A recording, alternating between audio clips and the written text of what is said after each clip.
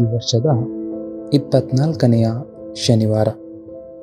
ಸಂತ ಪೌಲರು ಎಫೆಸಿಯರಿಗೆ ಬರೆದ ಪತ್ರದಿಂದ ವಾಚನ. ಅಧ್ಯಾಯ 4, ವಾಕ್ಯಗಳು 1-13. ಪ್ರಭುವಿನ ಸೇವೆಯ ನಿಮಿತ್ತ ಸೆರೆಯಾಳಾಗಿರುವ ನಾನು ನಿಮ್ಮಲ್ಲಿ ಭಿನ್ನವಿಸುವುದೇನೆಂದರೆ, ದೇವರ ಕರೆಗೆ ಅನುಗುಣವಾಗಿ ಯೋಗ್ಯ ಬಾಳುವೆ ನಡೆಸಿರಿ.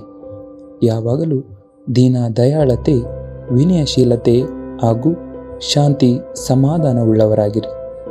ಪರಸ್ಪರ ಪ್ರೀತಿಯಿಂದಲೂ ಸಹನೆಯಿಂದಲೂ ವರ್ತಿಸಿರಿ.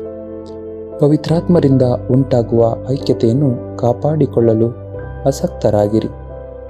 ಅದು ನಿಮ್ಮನ್ನು ಸಮಾಧಾನದಲ್ಲಿ ಬಂಧಿಸುವುದು. ನೀವೆಲ್ಲರೂ ಒಂದೇ ಶರೀರಕ್ಕೆ ಸೇರಿದವರು, ಒಬ್ಬರೇ ಪವಿತ್ರಾತ್ಮರನ್ನು ಪಡೆದವರು, ಒಂದೇ ನಿರೀಕ್ಷೆಗಾಗಿ ಕರೆ ಹೊಂದಿದವರು.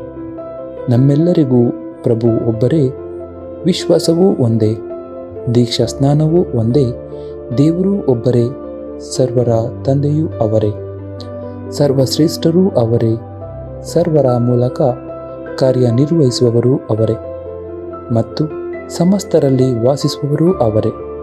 ಆದರೂ ನಮ್ಮಲ್ಲಿ ಪ್ರತಿಯೊಬ್ಬನೂ ಕ್ರಿಸ್ತ ಯೇಸು ಅನುಗ್ರಹಿಸಿರುವ ಪ್ರಕಾರವೇ ವರಗಳನ್ನು ಪಡೆದಿದ್ದಾನೆ ಎಂತಲೇ ಪವಿತ್ರ ಗ್ರಂಥದಲ್ಲಿ ಹೀಗಿದೆ: ಈ ವ್ಯಕ್ತಿ ನರಮಾನವರಿಗೆ ವರದಾನಗಳನ್ನಿತ್ತರು, ಕೆಲವರನ್ನು ಪ್ರೇಷಿತರನ್ನಾಗಿಯೂ ಕೆಲವರನ್ನು ಸಭಾಪಾಲಕರನ್ನಾಗಿಯೂ ಮತ್ತು ಬೋಧಕರನ್ನಾಗಿಯೂ ನೇಮಿಸಿದರು.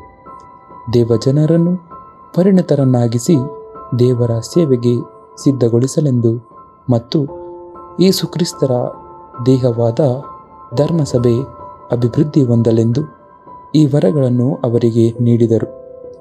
ಹೀಗೆ ನಾವೆಲ್ಲರೂ ಒಂದೇ ವಿಶ್ವಾಸದಿಂದಲೂ ದೇವರ ಪುತ್ರನನ್ನು ಕುರಿತು ಜ್ಞಾನದಿಂದಲೂ ಐಕ್ಯಮತ್ಯವನ್ನು ಮತ್ತು ಪರಿಪಕ್ವತೆಯನ್ನು ಪಡೆಯುತ್ತೇವೆ.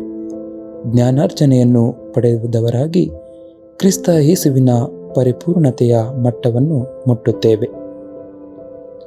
ಪ್ರಭುವಿನ ವಾಕ್ಯ. ದೇವರಿಗೆ ಕೃತಜ್ಞತೆ ಸಲ್ಲಲಿ. ಸಂತ ಮತ್ತಾಯರು ಬರೆದ ಶುಭ ಸಂದೇಶದಿಂದ ವಾಚನ. ಅಧ್ಯಾಯ 9, ವಾಕ್ಯ 9-13.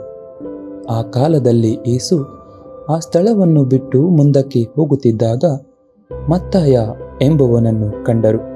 ಅವನು ಸುಂಕ ವಸೂಲಿಗಾಗಿ ಉಕ್ಕಡದಲ್ಲಿ ಕುಳಿತಿದ್ದನು. ನನ್ನನ್ನು ಹಿಂಬಾಲಿಸು ಎಂದು ಹೇಳಿ ಯೇಸು ಅವನನ್ನು ಕರೆದರು. ಮತ್ತಾಯನು ಎದ್ದು ಅವರನ್ನು ಹಿಂಬಾಲಿಸಿದನು. ಇದಾದ ಮೇಲೆ ಯೇಸು ಮತ್ತಾಯನ ಮನೆಯಲ್ಲಿ ಊಟಕ್ಕೆ ಕುಳಿತಿದ್ದರು. ಬಹುಮಂದಿ ಸುಂಕದವರೂ ಪಾಪಿಷ್ಠರೂ ಅಲ್ಲಿಗೆ ಬಂದರು. ಯೇಸು ಮತ್ತು ಅವರ ಶಿಷ್ಯರು ಕುಳಿತಿದ್ದ ಪಂಕ್ತಿಯಲ್ಲೇ ಇವರೂ ಊಟಕ್ಕೆ ಕುಳಿತರು. ಫರಿಸಾಯರು ಇದನ್ನು ಕಂಡದ್ದೇ ಯೇಸುವಿನ ಶಿಷ್ಯರನ್ನುದ್ದೇಶಿಸಿ, ನಿಮ್ಮ ಗುರು ಇಂತಹ ಬಹಿಷ್ಕೃತ ಜನರ ಜೊತೆಯಲ್ಲಿ ಊಟ ಮಾಡುವುದೇ ಎಂದು ಆಕ್ಷೇಪಿಸಿದರು. ಇದನ್ನು ಕೇಳಿಸಿಕೊಂಡ ಯೇಸು, ವೈದ್ಯನ ಅವಶ್ಯಕತೆ ಇರುವುದು ರೋಗಿಗಳಿಗೆ, ಆರೋಗ್ಯವಂತರಿಗಲ್ಲ. ನೀವು ಹೋಗಿ ನನಗೆ ಬೇಕಾದುದು ದಯೆ, ಯಜ್ಞಬಲಿಯಲ್ಲ ಎಂಬ ಪವಿತ್ರ ಗ್ರಂಥದಲ್ಲಿ ಬರೆದಿರುವ ವಾಕ್ಯದ ಅರ್ಥವನ್ನು ಕಲಿತುಕೊಳ್ಳಿ. ನಾನು ಕರೆಯಲು ಬಂದಿರುವುದು ಧರ್ಮಿಷ್ಠರನ್ನಲ್ಲ, ಪಾಪಿಷ್ಠರನ್ನು ಎಂದರು. ಪ್ರಭು ಕ್ರಿಸ್ತರ ಶುಭ ಸಂದೇಶವಿದು.